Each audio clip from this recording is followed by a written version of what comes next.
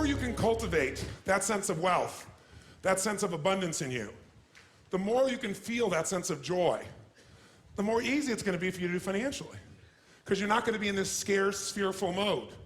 Now, that's not enough by itself. You can have this great sense of abundance and do the wrong mechanics and be a disaster. True or false?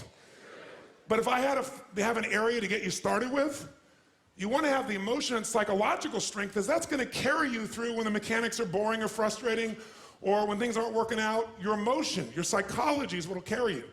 It'll get you to keep doing it. Everyone knows, if you've done any studies, Dr. Seligman is very famous for doing studies on optimism. And in those studies, you know what he found out? People that are pessimists are much more realistic. They're much more accurate.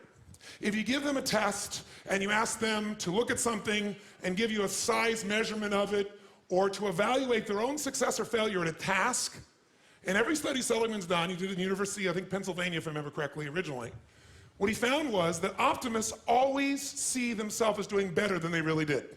They basically BS themselves. What happens to pessimists, they're 10 times more accurate. But here's what he found out.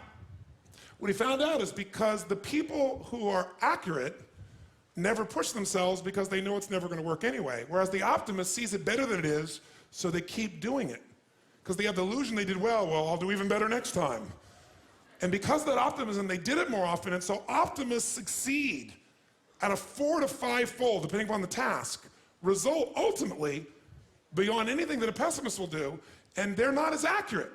All that's a big way of saying is, if you can develop a psychology of resilience in yourself, you don't have to be optimistic or fake, you can be real. The realness is, whatever shows up, you are larger than anything that can happen to you. You are larger than any financial challenge you could ever face.